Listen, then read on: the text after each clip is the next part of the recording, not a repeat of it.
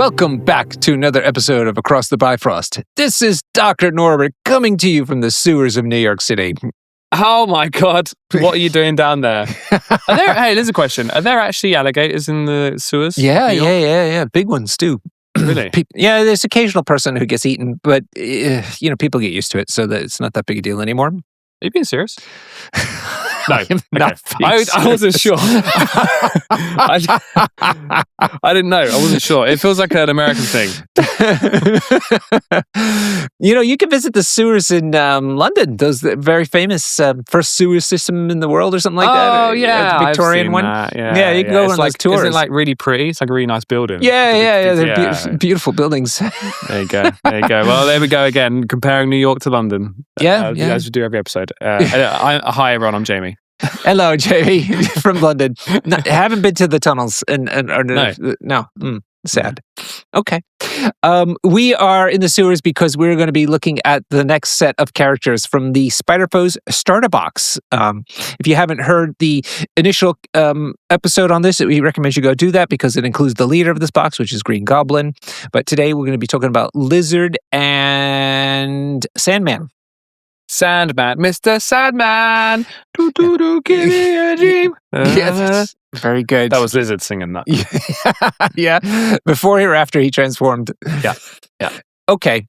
So we're going to be talking about these cool characters, and before I forget, though, what's going on with our Patreons? They're going crazy right now. Oh, the Patreon's kicking off. So first off, if you're listening to this episode, we are giving away this box. Oh my God. A free giveaway, an actual giveaway. Not me pretending it's a giveaway or coercing you into a giveaway. This was a freely given away box. Yep. Not just free. We'll Jamie pay for the producer. We'll pay for the postage as well. It's not just free. So yeah, if you become a patron, then we will draw a random patron out of a hat, and then they will win this Spider-Foes starter set. And that's pretty cool. This is the biggest box I've ever seen of MCP. Yeah. This is huge. So yeah, you will get that, and you'll get all the rulers and the dice and all the characters, all the crisis cards that come with it. Yeah, I think we think, right, Norbert, it's probably the best product they've ever brought out. Do you sign the box? Do you put a little signature and little hearts on it or anything? No, I've not done that. Maybe I could do that by request. It feels a bit weird. Really? Not sure I'm into that. Yeah. How about put a little treat? Do you put like a little candy in there, a little sweet? No, but that's because of customs. Oh. Yeah. I'm lucky enough. When I go to the post office and they're like, oh, what's in this package? I'm like, toys. They look at me weird enough already. I don't want to be like toys and candy. I'll get put on some sort of list. Okay, cool. So the Patreons, we are doing all kinds of fun activities on top of giveaways. You're doing card giveaways, I should say that. That's pretty amazing. Yeah, foil cards, Infinity Gems. I got the lot. I got a Luke Cage, I got your Iron Fist. Yeah, all these shiny cards. We've got a TTS League happening right now with lots of like actually fun achievements to in addition to gaming that you can do. So it's just like a little party behind the scenes going on there. Man. And you're all invited. Yeah, you're all invited if you have the recommended number of pounds sterling each month. Sterling, yes. It's just a handful of pounds. But there's also episodes on there where we mentioned before, where we interview winners of events. Basically, the sweatier people, the more competitive people. We're here just for fun, We're here for a good time, and sometimes we win events, but not very often. That's not fair, actually. We've won our fair share of events, right, Norbert? You more than me, but yes, it does happen occasionally. And my record remains stubbornly at equal, win ratio, 51%, I think, a win ratio going on after last weekend's tournament. That's pretty good. Yeah, I know. It's better than 49%. Yeah, those people are losers.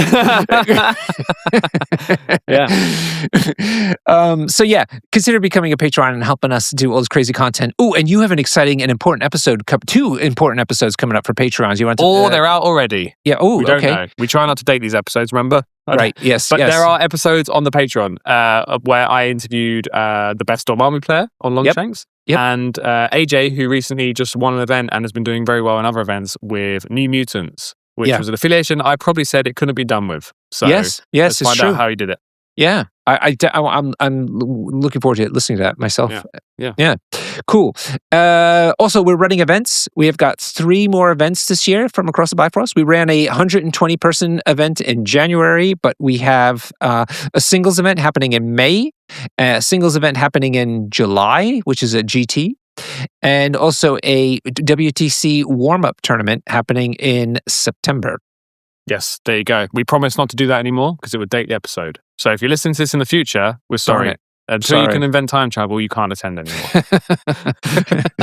Or be a regular listener. Don't miss out. Well, hold on. We don't know when this is getting released. It keeps getting pushed back because they keep releasing new toys. I know. We've been trying to record these episodes for months, but they keep Adam Warlock, Ironmonger. There's just so many toys coming out. We don't know when these episodes are coming out. It's so true. Yeah. It's so true.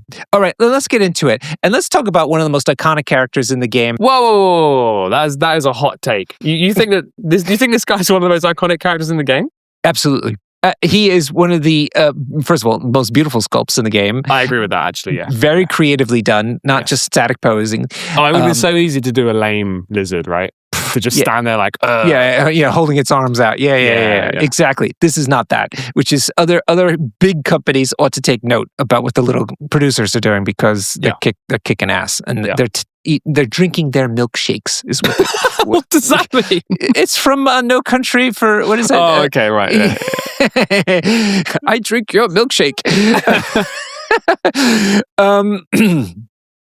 And furthermore, he's ubiquitous. He's everywhere. He was always everywhere back in the old days. He's still everywhere for the most part. He's just he's almost on the level of when you think of characters like Baron Zemo. You could just slide in Baron Zemo and he's just good, right?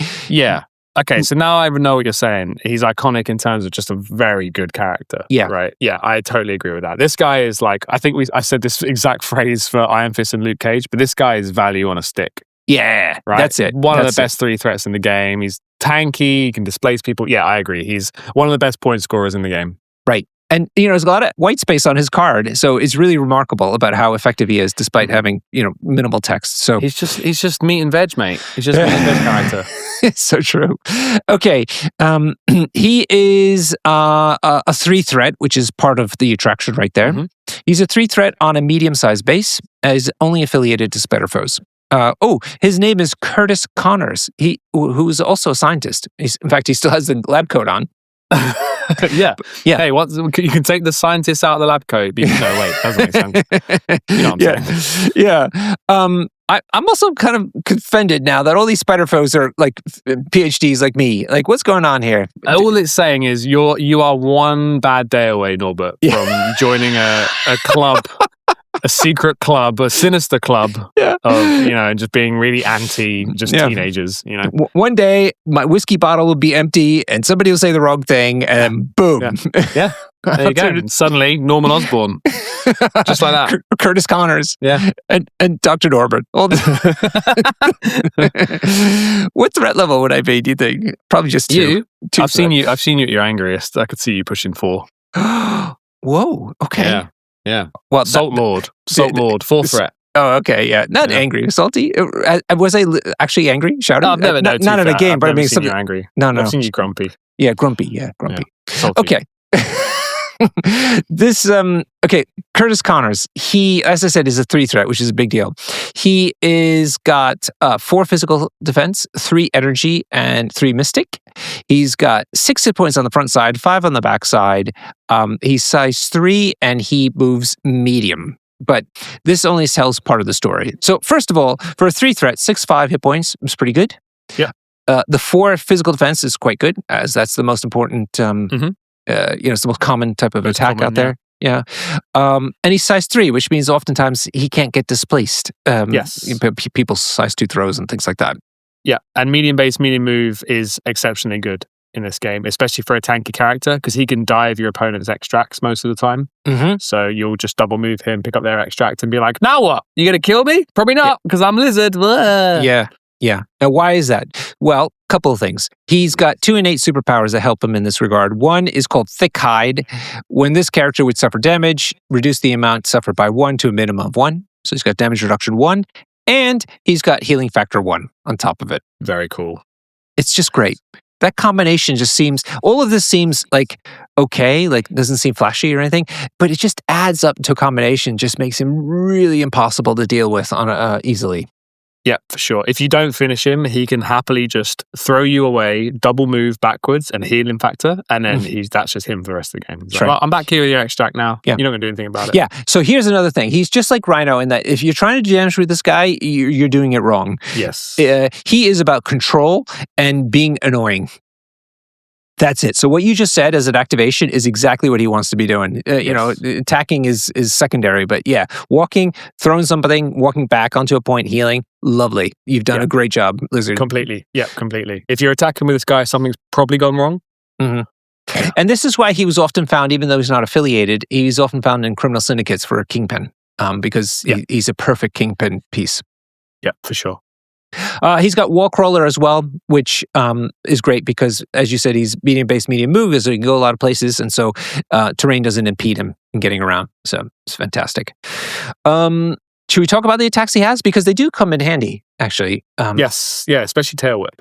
Yeah, exactly. So his builder is called Tail Whip. It's a physical attack. Range 3, only 4 dice, doesn't cost anything. He gets power equal to the damage dealt. But if he rolls a wild, he gets to push. If the target character is size 3, not size 2, size 3 or less, before damage is dealt, it can be pushed away from this character short. So again, kind of reinforcing the fact of him as a point sitter. Because he could be sitting on a point and you're contesting it with him and then he just hits you. Not for any damage. Who cares about the damage? Just looking for that wild and now you're off the point. Yeah, for sure. If you dive a point with Lizard and it's like 1v1, he has, basically 3 chances to get rid of you, right? Because he'll tail whip you twice, try and get the wild to push you off. Right. Through those attacks, he's probably gained 2, maybe 3 power and he can then just throw you off. Right. So yeah, he's like you said, a control piece, displacement piece. He's very hard to kind of deal with. He does have a spender called Cold Blooded. It's also physical. It's range 2 only, 7 dice, and costs 3 power. If the attack deals damage, after the attack is resolved, the target character gains the bleed and slow special conditions. When I used to use him, this was like desperation time. Like you were really hoping to get some damage through, possibly to try to find that slow, but it rarely pans out. It's really not worth it. You're much better off using his power for his throw, which we'll get to in a moment. Yeah, this is a big like whoop whoop whoop. If you're doing cold blooded, something's gone wrong. Yeah. I can see the slow being really big, right? On a spread out crisis, like you're on a B or a D shape. Giving someone like slow and then throwing them away means they're basically out of the game. They're not going to go influence those other points now. So I can see that sometimes coming up, but yeah, he spends 3 power much better with this next superpower. Yeah. So I used to only use it when I had so much power that it didn't really matter anymore. So I was like, why not try to push a little bit of damage through if I could? Yeah. And it's only range 2, which people forget a lot of times too, which is annoying. So you can't go after, like you get so used to him hitting things at range 3, and then suddenly, I'm going to do my spender, and it's just like, no. Yeah, good point. Okay, the active superpower is called Biochemical Breakthrough, which, as a scientist, I love that. Biochemist myself. I'm something of a biochemist myself. Are you actually? Have we nailed down what you actually do? Yeah. I mean, well, that's how I was trained. I don't do that anymore, but biochemistry. That's how you were trained until you became a lizard. Until I adopted my life of crime. This is a size 3 superpower. You can choose an interactive terrain feature or an enemy character, both of size 3 or less, within 2 and throw it short. It can only be used once per turn. And that's what's lovely about it. You could throw the terrain, which happens occasionally when you want to get some damage through. But being able to throw a size 3 character is really, really good. Yes, I agree. That's his job, right? Yes, I agree. Like I said, he's a point sitter. It's all he wants to do, or even holding an extract and just, trying to tank it. But yeah. Keep in mind, there's also the instant recovery card in this game. If you have room in your tactics cards 5, he's got healing factors, so he could heal himself even more with that card. That's a good shout out, yeah. Yeah, and that it just makes him so aggravating. He's just an aggravating character to deal with. Yeah, for sure. He wants to be holding an extract and jumping between secures. That's his whole job. And like we said, if you're using him to try and daze someone, something's probably gone wrong. I feel like new players don't like Lizard because he's not that flashy, not that exciting, which is understandable. But once you understand the game and you want to play more of a crisis-focused play style, he's top tier. Now, I haven't played him in Spider Foes. Have you talked to some like Archie, those guys? Like, what does he actually fit the Spider Foes game plan? Because you find him in all these other affiliations doing fun stuff. Yeah, he splashes everywhere else. Yeah, I don't think he fits the Green Goblin game plan, which is to push damage through. But then he is still just a 3-threat. So if you've got a 3-threat just scoring you 2 points a turn, that kind of fits every play style, right? But yeah, I think he fits more in the Dr. Octopus Sinister Scientist style, which is a bit more control. He gets a lot more power in that leadership and stuff like that. So yeah, but we're not here to talk about that one. Okay, cool. He does come with one card, which when he first came out, people tried to use, but since then I think it's fallen off. In terms of usage. It's got a great name though. Monkey Brain is Lizard Home is the name of the card. It's unaffiliated, it's active. During his activation, he can spend 3 power to play this card. You can use the attack listed above once this activation. After each attack is resolved, the target character is pushed away from this character's short. So the attack is a physical one called Lizard Brain. It's area 2, so that was the attraction. It's area 2. It's only 5 dice though. But the idea was like you have him on a point. All these people have been trying to surround him and beat him up on that point. And then you play this card and you push them all away, and then you still score the point. And you're like, but it just never seems to work somehow. Never seems to come off. I guess he can spend 3 power in other ways, right? Yeah. His throw is amazing. You probably want him to be double moving, not stopping to make an attack. Yeah. I've actually played this card though. I played this in Hellfire. And I found it was quite good on like Fisk, where the secures are worth 2 VPs. Right. So then it's maybe worth, taking a tactics. That's a good point. Yeah. And it is a guaranteed sizeless push. Yeah. Right? It is sizeless, right? Can you double check? Oh, yeah. It's a guaranteed push. I know that Yeah. Target cares push So away. I think it is situationally good. I think it's maybe only good when on those secures that are worth 2 VPs each. Yeah. But yeah, I don't hate this card. I think it's fine. I like your point about the 2 pieces. I think I'm hung up with the fact that it's rarely that you get surrounded more than by 2 characters. So it's like, I'm going to do this. And then also then it's a matter of you can, if you have room in your 5, when your faction has lots of good cards, does this really make the cut? Yeah, having said that, this has got 3 different artwork on it, according to Jarvis' protocol. And this second one, I never realized it's Spider Noir. Yeah. Before Spider Noir was in the game. Yeah. And they're in like a Victorian tunnel kind of thing, sewer tunnel. This is a great piece of artwork, man. Yeah. It's great. This is why you need to look closely at all the card art, right? Maybe they're hints for future characters. I'd love to know if one of our listeners does collect all the different card backs and have them in like a nice catalog or something. I'd really like to know, like a Pokemon kind of a thing where you have to collect all these things. Oh man, I'd love to know if that's the case. Yeah, I like that. And if you like collecting card packs, you should join our Patreon because we do giveaways of alternate art cards, including some Across the Bifrost exclusive ones designed by our producer. There you go. Was that a good plug? Smooth. It's very smooth. Any other thoughts about Lizard? I assume Monkey Brain is Lizard Home is him saying, it's the lizard speaking because he's inside the human's brain. I assume that's what it is. Yeah, I guess so. Is that science? You're a scientist. Tell me. I don't know why Lizard Brain is the name of the attack. Like, is it just because it's really well, it's like he's taken over, right? Yeah, it's taken over by the lizard side of him, I guess. Yeah, he's a tortured character. Actually, in terms of comic books, I think this guy's quite interesting. Yes, I agree. Because he's not quite happy, but he's not gleefully running around. I mean, he's stuck in the sewers. He's not happy. Yeah. Okay. Another classic Spider-Man villain in that he was Peter Parker's mate. Oh, really? Yeah. When they were in the lab together. Okay. Yeah, they were working together. But in Ghost Spider's origin story, Peter Parker becomes Lizard. No. Really? Yeah. Oh, wow. Okay. So maybe we'll get a different Lizard one day. Yeah, maybe. Peter Parker Lizard, That's funny. All right, let's get on to the next character in the box that we want to talk about, which is Sandman. Whoo! Strap in, Norbert. Oh, boy. There's a lot of text. There's a lot going on. And he was so exciting at first, but I don't think it really panned out. You just don't see him terribly often. Yeah. So we should talk about why we think that might be the case. But can we start with his alter ego? Good old Marvel writers back at it again. This is a good alter ego name. Flint Marco. Yeah, Flint. Nice stony kind of name. Love it. Yeah. I love the idea of him being called Flint his whole life and then falling into that like vat of sand and coming out with sand powers. Just like, you gotta be kidding me, really? What's that thing called? Nominative determinism? Is that wow? that thing? Oh, look at! Is this because you have new glasses on that you? I'm wearing glasses. I know big words now. It's amazing what glasses could do for you these days. Yeah, I don't know if I did it right. Did I say that right? Do you know what I'm talking about, right? Not really. No. Oh, you're a doctor. Come on, man. I know. Maybe I do. Nominative determinism is the hypothesis that people are subconsciously drawn to careers, hobbies that fit their names. Wow. Okay. So, for example, if you're like named Hope, you find yourself on. Okay, we're gonna have to edit that. Bad example. Bad example. For example, Usain Bolt. Yeah, he's the fastest man. Yeah, right? Good. That's a more family friendly example. Yeah. Or Dr. Chip Silvertooth being a dentist. Chip Silvertooth. That's great. So yeah, Flint Marko, nominative determinism to become Sandman. Okay, possibly. He is affiliated in Criminal Syndicate and Spider Foes. We're going to focus on the Spider Foes since he comes in that starter box. And he's on a 50 millimeter base, which is, again, another Spider Foes theme. He's a 4th threat.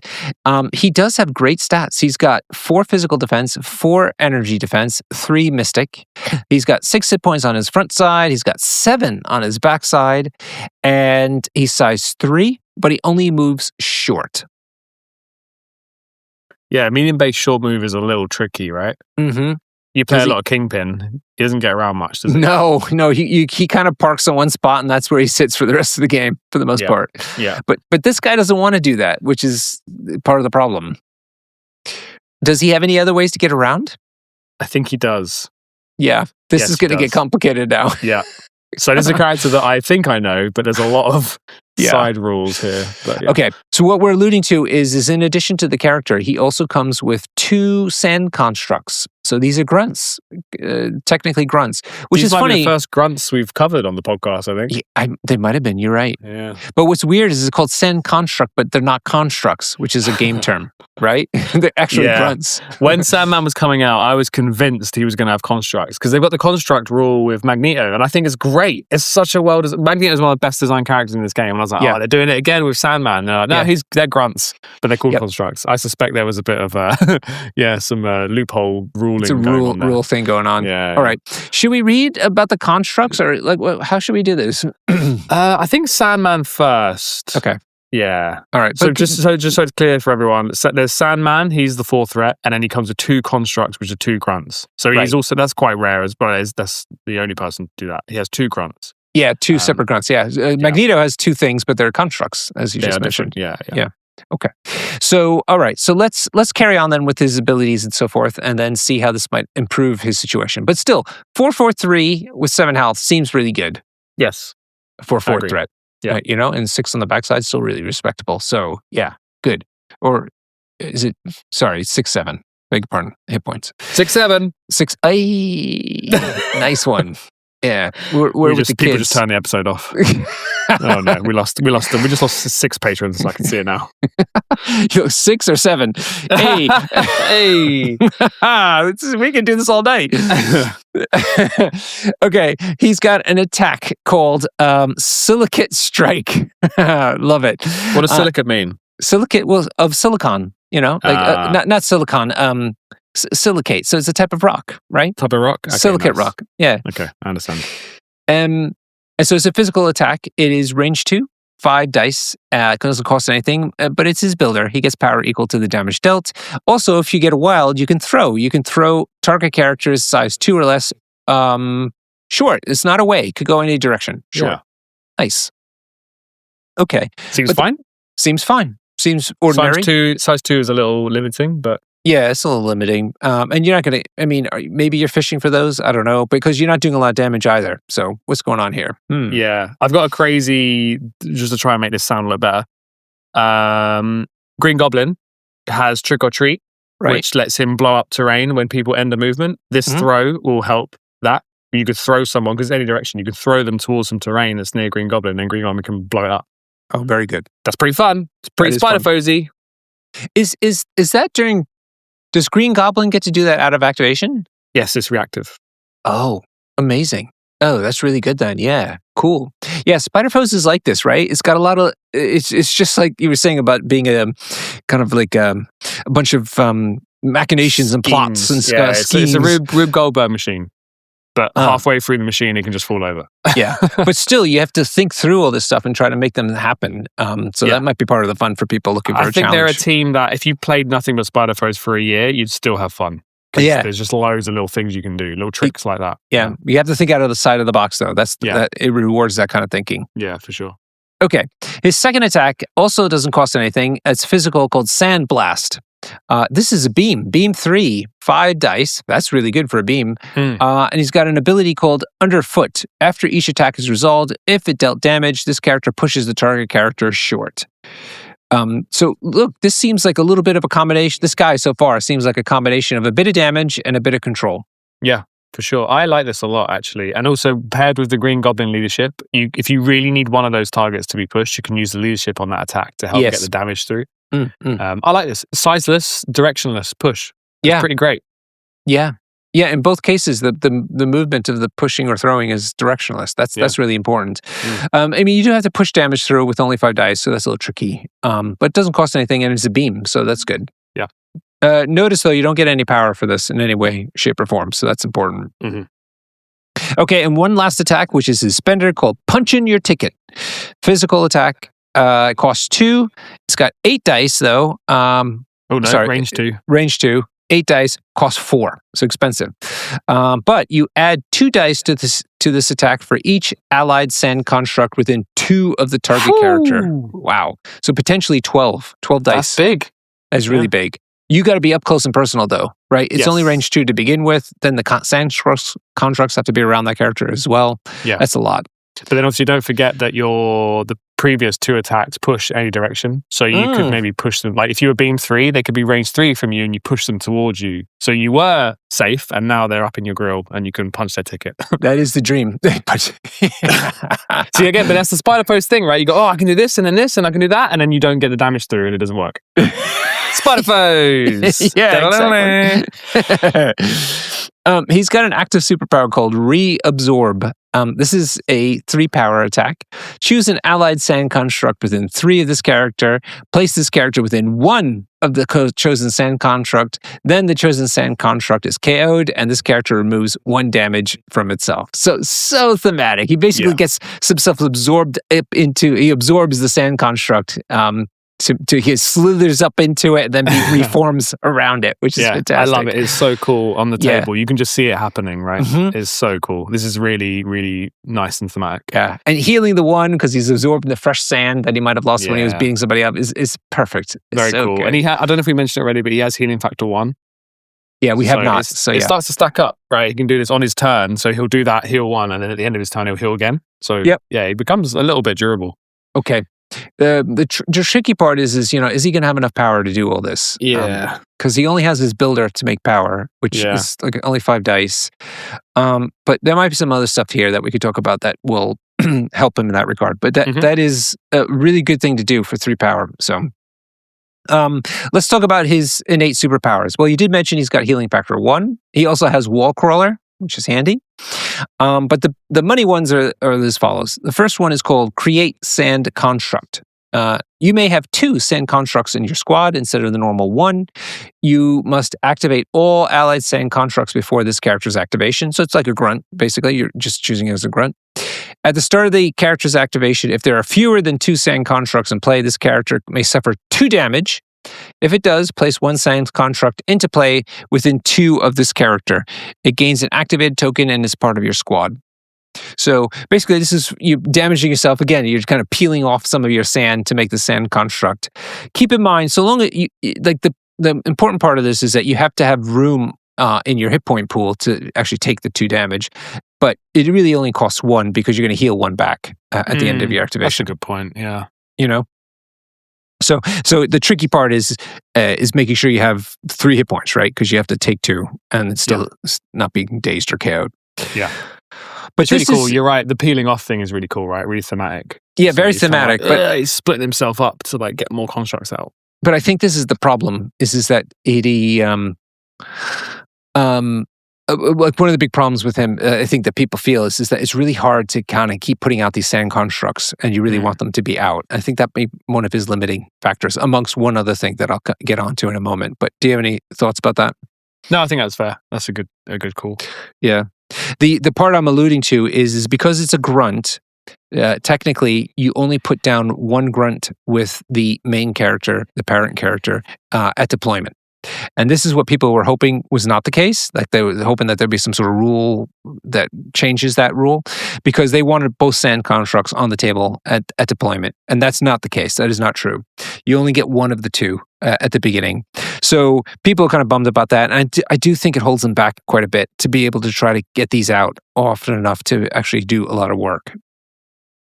Yeah, I think that's fair. Have you played against this guy? I thought you have. I have a fair amount. Yeah, I just felt like I was getting pushed around all the time. Oh yeah. Okay. Man. I mean, there's more. We've gone over 2 pushes here, and there's more pushes to come. Yeah. So it was pretty annoying. But again, yeah, like the construct. Once you see that the constructs are a bit of a problem, you can just kill those. Yep. And exactly. Then he starts to hurt himself to get him back out, and yeah, you're right. It gets a bit awkward. Yeah. He's got one last superpower. It's an innate one called Sand Manipulation. This character gains 1 power whenever an allied sand construct deals damage or suffers damage from an enemy attack. So that's one way he can get more power than just doing his own attacks. But you lose the sand construct, which you really don't want. So it's kind of a double-edged sword. It's not if you lose, it's if they take damage, right? Yeah, but okay, sure. I mean, if they don't die, but they're grunts, chances are. Yeah, good point. Yeah, you're right. But yes, fair point. If they manage to survive. So let's take a look at the sand constructs now. These guys they do have 2 health. They move short. They might not instantly die. Yeah. They move short. They're size 3. They're quite big. They are on small bases, not like him. He's on a medium base. Their defense stats are 1, 1, and 1. So next to nothing. But they got a lot of powers, which is weird. So their attack is a physical one called Sand Slap. Yeah. It's ranged to 4 dice, doesn't cost anything. It also has the underfoot ability, which is, I think, what was happening to you, which is if it does deal damage, then this character, so the sand construct pushes the target character short. So they have that's the same ability as Sandman. Yep. Underfoot. Yeah. Now, they have to do damage. It's only 4 dice. So, yeah. I don't know. We've seen what 4 dice grunts can do. Yeah. I've been beat up by Nick Fury's mates more than enough times to know that 4 dice is just fine in MCP. Yeah. And it's the ninjas with Shadowland Daredevil always showing up the boss. Always showing up the boss. It's really bad. Yeah. So just pushing 1 damage through is doable, and you get to sizeless directionless push off of 2 grunts. Like this the ceiling for this is huge, right? Yep. This can go crazy. It's got a couple of innate superpowers called Crumbling Form. In the construct cannot pick up, hold, contest, or interact with objective tokens. Okay, that's 0 scoring. Yeah, no scoring, but that's sensible. It's also got one called Difficult Terrain. When this character suffers damage from a physical attack, reduce the amount of damage suffered by 1 to a minimum of 1. Hey! It's got damage reduction! Look at that! Reduction 1 on a sand construct. Additionally, this character cannot be thrown and does not suffer damage from collisions. Amazing. Also very fluffy. So they're a little durable, right? Slightly. Yeah. Yeah, so actually maybe more durable than other grunts? Question mark? 1 defense dice? Yeah, I don't know. Who's better? The bloody Red Skull ones, right? They have 3 hit points. Oh, you mean the like basically 2 threats? The grunts. Yeah. Do they? I know they have 3 hit points, but what's their defense stats? I want to say like 2-1-1. Red Skull. What is he? Master of Hydra, right? Yeah. What are the grunts called? Hydra Troopers. They are 3 hit points and 1-2-2 defense. Yeah. Oh man. Yeah. All right, that's a podcast for another day. These are 2 with 1-1-1, but they have damage reduction 1, which is pretty good. Spider-Ham has that too now, doesn't he? Yes. Yeah. Okay, he's got these guys have one last innate superpower called Dust to Dust. At the end of an allied Sandman's activation, if this character is not within 3 of it, this character, the sand construct, is KO'd. Additionally, whenever an allied Sandman is dazed, this character is KO'd. So, man, you lose. All right, so sure. When they're dazed. Yeah, that's really so bad. punishing. Yeah. I could understand always wanting to be within 3 of him as a means of like limiting his abilities, but also being very thematic, which I like. Yeah. But the part where he's dazed that they go away, yes, it's thematic, right? Like he loses control of them, and so they just turn into actual just piles of sand. Yeah. But in game terms, that's rough. It's rough. Yeah. I mean, maybe if he was able to get them out for free when he flips. Yeah. Make up for it, because it feels right, to punch him and then his hands like disappear. That's fine, but like he's then got to start hurting himself to bring him out again. It's really sluggish. So we're trying our best here to talk about this character in a good light. I think it's kind of cool. I think his ceiling is high. He could have games where he just pushes everyone around. You go against Sentinels, and this guy's just displacing size 5 Sentinels. That's pretty great. Yeah. And the grunts are it's just pot luck, right? They're just throwing 4 dice attacks out, and like sometimes it will work. There's also some like weird stuff you can do. Maybe I shouldn't go into it, but like Angus's thing with Claw, you know about that? Like Claw. Do we go about that now? Claw's leadership lets Claw move if an ally character dazes. Yeah. So Sandman can go and then move outside of 3 of his construct to make it dazed to give Claw a triggered leadership straight away, so he gets to move. That's super niche. But like what I'm getting at is there's some really clever stuff you can do with this character, right? And we sort of alluded to it with like pushing them into like tricks and traps range and stuff like that. The spender's no joke. If you get that lined up, that's a great spender. Yeah, for sure. So but I mean, he's not the most competitive character. Norbert and I are really struggling to find the good parts of this guy. And he looks great. I painted it up really nicely, and he's fun, and he's very thematic and everything. And people had a lot of hope for him, and I don't think it's panning out, unfortunately. Yeah, but it is fun that people have names for the constructs. Do you know what they are? yeah, it's Twisty and Fisty. Yeah, that's how you tell them apart. So which do you put down first, though? Which is the initial one? Oh, that's a good question. Right? I think Twisty. Twisty feels like the start of like a storm, a sandstorm, I like that reasoning. Yes, because the other one is actually a big fist, essentially, like, right? Yeah. Oh, Jamie, you are so. I'm going to do that from now on. That is sensible. That is very sensible. Yeah. And then they die in the wrong order, and you're like, meh. You just start sulking. You blame your opponent. What are you doing? Yeah, I hit the other one. Why would you hit the fist? Okay, he comes with 2 named cards. One is kind of about him, and one is wild. I don't know what's going on there. So let's do the straightforward one first, which has 2 artworks again. Whoa. Because people love this Spider-Man animated TV show. You got all the cool pictures of Spider-Man on there. Yeah. Okay, it's called Static Arc. It's unaffiliated. It's an active card. If Sandman and all allied sand constructs are within 5 of each other, well, that really ought to be happening, right? Because they have to be within 3 to otherwise 3 of him. Yeah. Weird. So that seems easy to do. Yeah. Sandman and Electro may each spend 1 power to play this card. Okay, team-up card with Electro. He is affiliated to Spider-Foe, so that's not that's not crazy talk. 1 power each is nothing, by the way. No, nothing at all. Okay, here we go. Trigonometry. Draw a line between each allied sand construct, each other's allied sand construct, and Sandman. Okay, so you're theoretically making a triangle of some sort. I like the idea of someone getting a Sharpie out at this point. The card says draw a line. Oh, good point. Rules is written. Rules is written, draw a line. Yeah. Actually, it says to draw. It says to draw.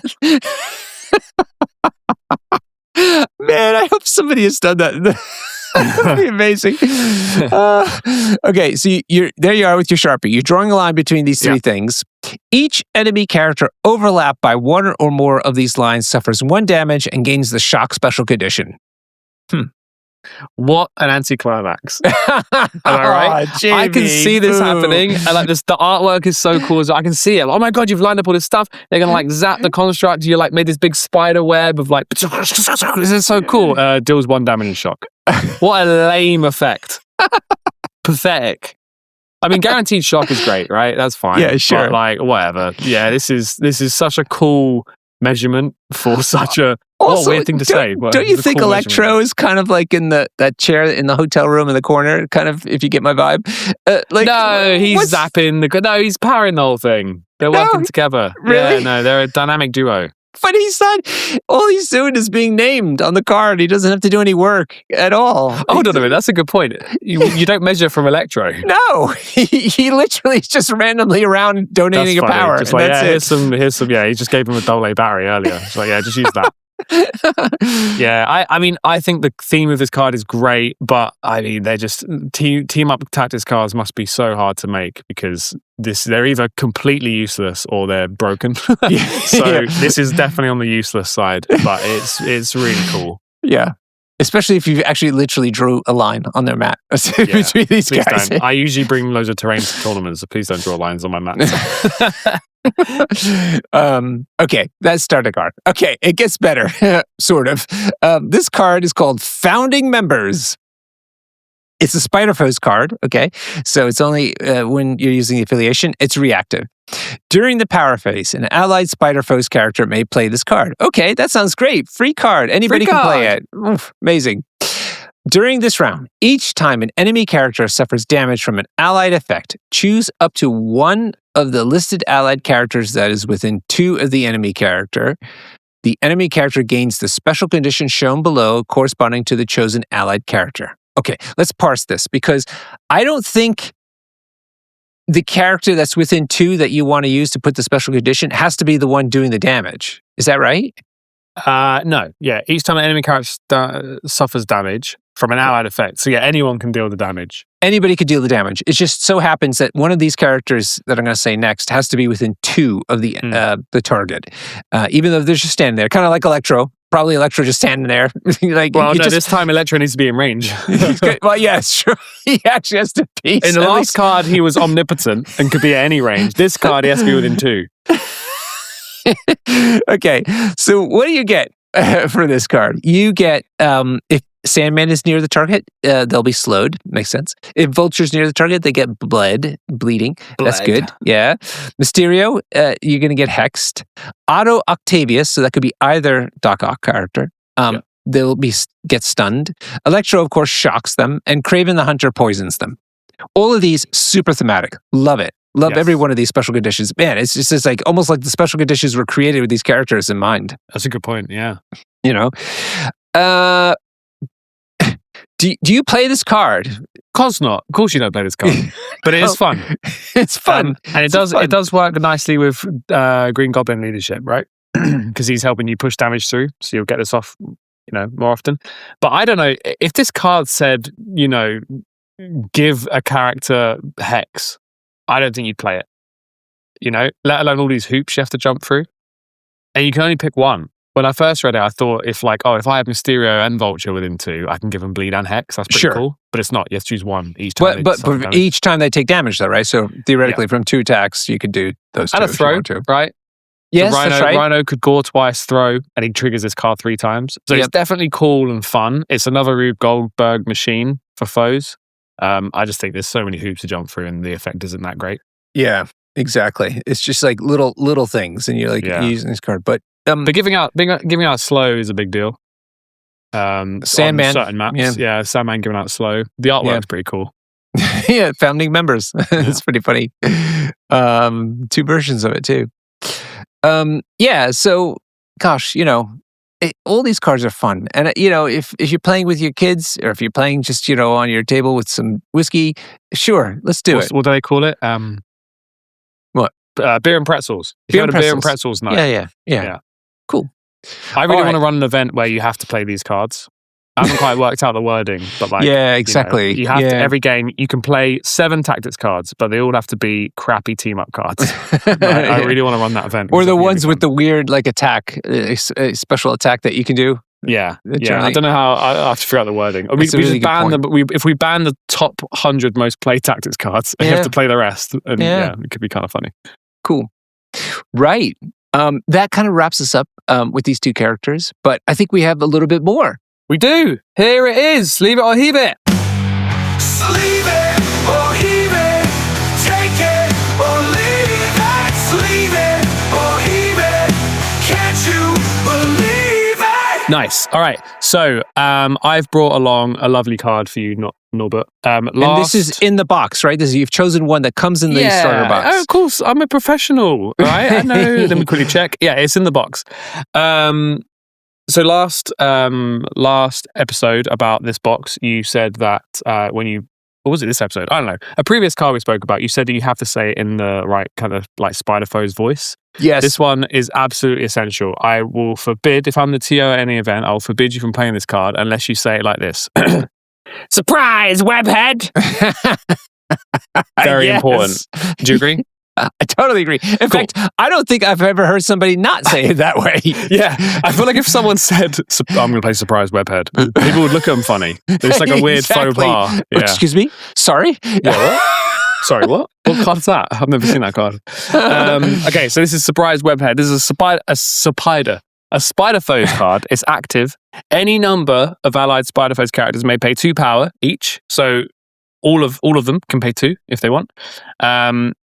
Or just 1, any number. That's what that means. That's what the English language means. Any number of allied Spider-Foes. Choose 1 enemy character. Each character that spent power may immediately perform an attack with a power cost of 0, targeting the chosen character. Yeah. So this is the Spider-Foes Wakanda Forever card. Exactly. It's more targeted. It has to be only against 1 target. But man, if you get a lot of guys surrounding a kaiju of some kind and you play this card, it could be nasty. Yeah, for sure. It is really cool. And I really like it under Green Goblin as well, because it's the more kind of like fighty leadership. Please, please, please, please, please don't play it. And this happens to me all the time, and I'm always so relieved when people do it. They'll hit me twice, they'll be disappointed that I'm not dazed, and then they'll play surprise webhead on 1 character, and they'll get one attack into me, and then that might whiff as well, and they've wasted a card. And this is an amazing card because you can pay for multiple characters. Obviously, all has to be into the same enemy character, so they all have to be in range. But you should be playing this card for like 2, 3, maybe even 4 free attacks, right? Yeah, agreed. Green Goblin, you mentioned, he's got a range 4 attack, so he's likely contributing if he's, even though he's not the main attacker going on right now. Yeah, totally. Yeah, exactly. And just like Spider-Foes, like the theme that keeps coming up here, you can do really clever stuff with this. For example, you just mentioned Green Goblin. He could make the first attack and give out Incinerate, so that the rest of the attacks, benefit from Incinerate. You can go with Lizard or Sandman and hope to push them, and then you push them, and then you can trigger tricks and traps from Green Goblin or Mysterio, and that's like another kind of machine you can do. There's loads of really cool stuff you can do with this card. I think that it's mainly just used to just make sure someone dazes when you need them gone, right? Yeah, sure. Yeah. But, you could have a fun trigger on your 0 cost attack that it could be useful, like the pushes and things like that. So you never know. But this is a classic card for Spider-Foes. It's very often that you'd be taking this one. Yeah, probably in every game card, right? I think it's just phenomenal. It's their Wakanda Forever. Yeah. Yeah. Can I quickly shout out the creativity of the Marvel writers? Because just the whole idea of giving spider senses to it's just like, it's not something like, I can understand if you're basing a character on a spider that it could spin webs.